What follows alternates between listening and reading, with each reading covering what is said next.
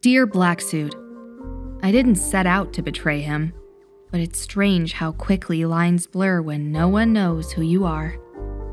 The invitation arrived in an unmarked envelope, a sleek black card with gold lettering promising a night of anonymity and fun.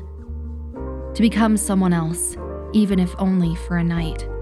The only reason I went there was to have a little fun by myself. I wanted to feel something different.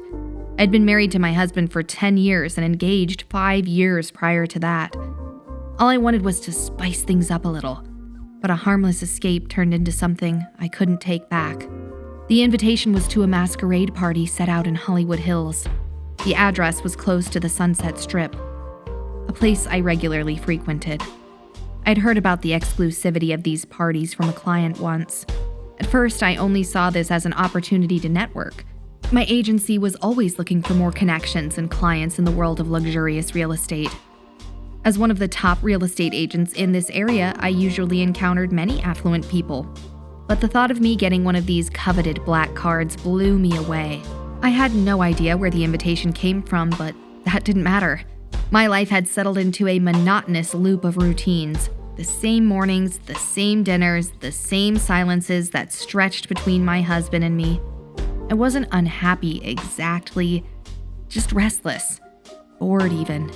All I wanted was some excitement. When the night came, I took my time getting ready.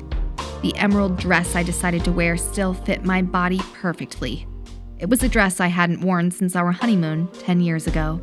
Over it, I pulled on a long black coat, buttoning it up to my chin. It was simple and practical, the kind of coat I wore on errands and school runs. My husband was in the living room when I came downstairs, his laptop balanced on his knees as he worked tirelessly on his company's latest project. I let him know I was meeting friends for dinner. Of course, I told myself it was only a small, harmless lie. He barely looked up as I kissed his cheek, a susurrant whisper about not waiting up. "Have fun," he said. I smiled, the lie wedged between my teeth as I stepped out toward the driveway. In the car, I unbuttoned the coat, the silk of the dress rubbing against my skin. I slid the mask from my bag, a black and gold creation with feathers that hid my face well, and set it carefully over my eyes. In the rearview mirror, I saw someone else entirely, a stranger. Once the mask was on, it was easy to lose myself entirely. The mansion rose up from the valley like a royal palace. Ivy crawled over stone walls, windows glowing with soft golden light. The private road was lined with expensive cars, each arrival navigating through the entrance and vanishing into the masquerade. At the time, I was nervous as hell, but I was still fascinated that I was even invited. I pulled the coat tight around me as I stepped out. My heels clicked against the stone steps, the sound swallowed by the hum of distant music. Inside the mansion was a maze of opulence. Chandeliers cast light over the floors, and masked figures moved like silhouettes in the shadows, their faces hidden, and just like me, their identities were no more.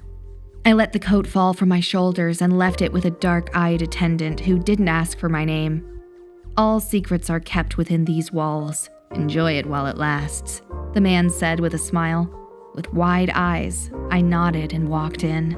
My dress shimmered under the dim lights, and I felt exposed. But no one knew me here, and no one would remember me when this night ended. That's when I saw him. It was almost as if he were waiting for me. He stood near a marble staircase, a glass of something amber in his hand, his silver mask gleaming beneath the chandelier's glow. His presence pulled me in, a connection that defied reason. We exchanged a glance, and something in the air tightened between us. We didn't need words. He offered his hand, and I took it. I couldn't say no at that moment. I don't know what came over me, but I went with it all the same. He led me through the winding walkways, past closed doors, and whispered secrets of other anonymous attendees making love out in the open. The view of them shocked me, but I still continued. We stumbled into a small sitting room, its walls lined with old books and the scent of a leather-bound history. The door shut behind us, which muffled the sounds from the party outside. There, between the dark wood and the glow of a single lamp, we let ourselves go. I didn't even know how it happened or what I was doing. It was almost as if an aphrodisiacal potion permeated the air in this place. His hands caressed my body as we pressed our lips together. Soon, everything melted away. It was unlike anything I'd ever experienced up until that point. The room was our sanctuary. It felt like stepping into another world. An antique chase was the only place to sit. Its beige upholstery was soft, just large enough for the two of us. His fingers soon brushed against mine, a faltering question that I answered by swaying my body closer to him. His hands found my waist as he pushed his tongue into my mouth. It was then I was undone. The world outside faded. All that remained was the heat between us, the feel of our tongues connected. I pulled away and gazed into his eyes. "Who are you?" I asked him as a way to get a hold of myself, a way to stop what was happening. He then placed his index finger on my lips. "Shh. No names," he whispered. What? I stuttered as sweat dripped from my bosom. "We are but strangers this night. It's the anonymity that makes it that much more exciting. Don't break these rules." His voice was commanding, and his sexy, deep tone broke whatever reason I had left in me. I laid myself bare, leaving all that was left of me in the feeling of the moment. Slowly, he ran his hands down my body, laying me atop the chase. I tried to stop it. I tried to get a hold of myself before things went too far. "But I can't. I'm married," I attempted to say. "Shh," he said, cutting me off. "No more words." The man stared into my eyes with his masculine gaze. I couldn't say anything else. His smell put me in a trance. Before I knew it, he moved his hands up my dress and hooked his fingers on the laces of my thong. Gently, he pulled them off. At that point, I was soaking wet. There was no stopping what was about to happen. He parted my legs and ran his warm tongue across my clit. I wanted to rip his mask off to see how he was, but I was unable to. With my legs up on his shoulders, he clutched hard on my wrists to keep me from moving while rolling his tongue back and forth. Just as I was about to explode, he stopped, pulled down his pants, and entered me raw. My body convulsed the deeper inside of me he pushed. No man but my husband in the last 15 years had touched me like this. It was nirvana, sweet and unknown. I wrapped my legs around him, our masks steady, as we enjoyed each other for what felt like all night. I allowed him to finish inside of me. In the moment, I didn't care about the consequences. All that mattered was the pleasure. When it was over, I lay against the cool fabric of a chase, my breath slowing, my mask still perched on the edge of my nose.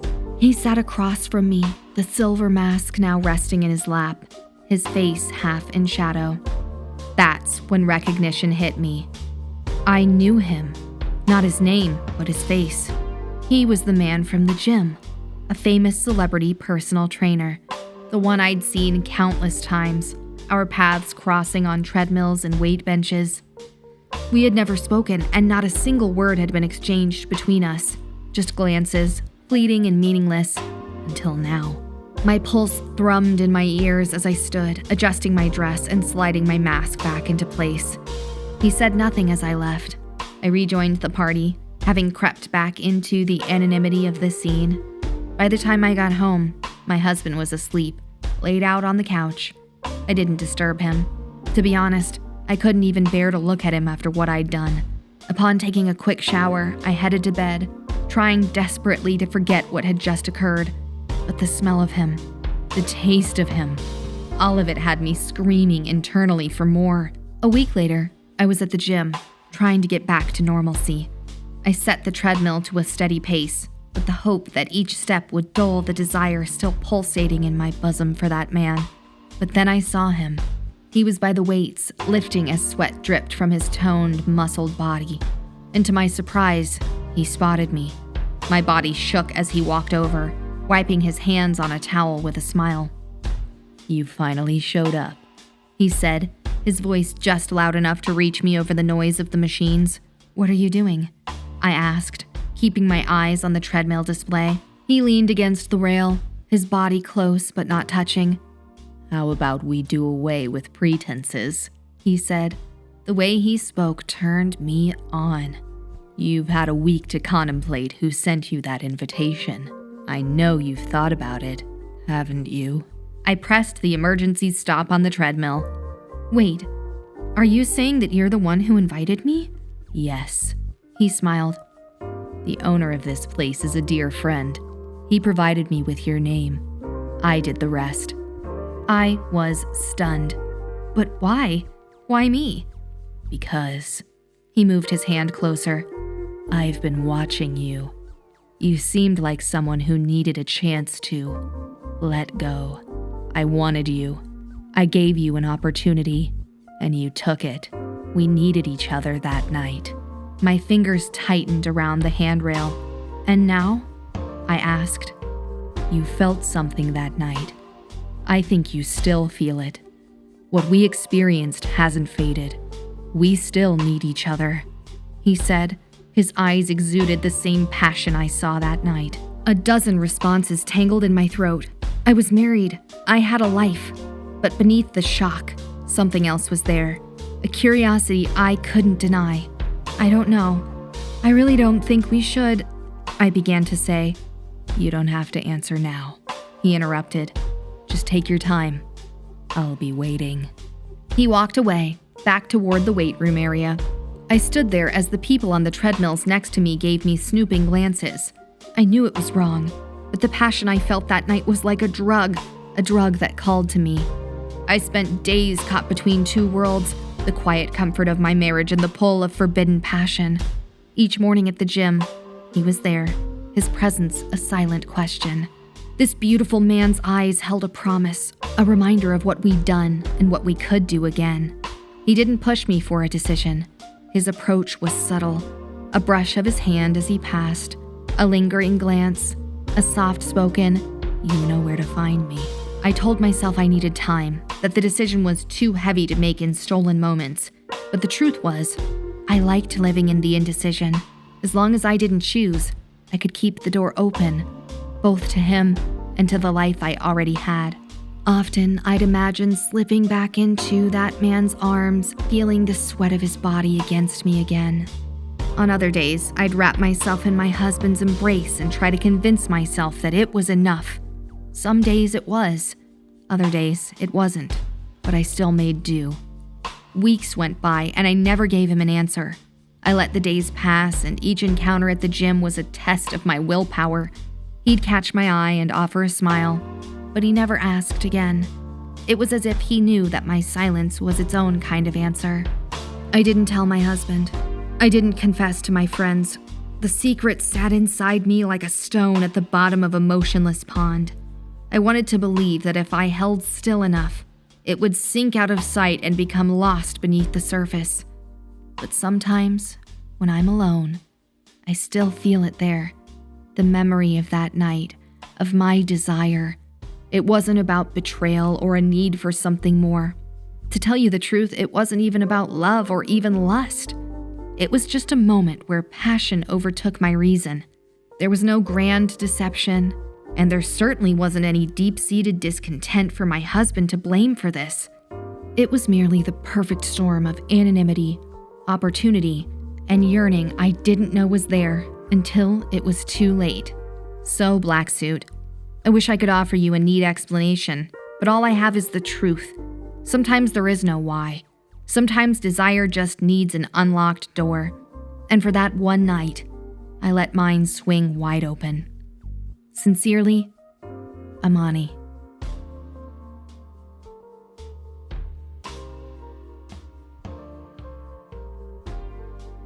Well, it seemed like she was honest and open with what she'd done. Amani made no excuses for what happened. There was no sob story about her marriage being broken or any hint of resentment for her husband. Amani only gave a simple truth. It happened. It wasn't planned, nor was there any malicious intent behind her actions. She allowed passion to take over, and that was it. That's how things go sometimes, isn't it? Not everything is rooted in some deep, unmet need. Sometimes desire is just that, pure, unfiltered, and without a backstory. It doesn't follow logic or fit neatly into the boundaries our culture demands we live in. The more of these letters I read, the more I questioned the rules fashioned by society. Monogamy feels like a cage for some. Maybe not everyone is built for a life of restraint. Maybe desire isn't meant to be suppressed. Trust me, Amani. You'll get no judgment from me. Your story denotes the puzzle of human nature, which is this. Where desire dwells, forbidden paths tend to unfold.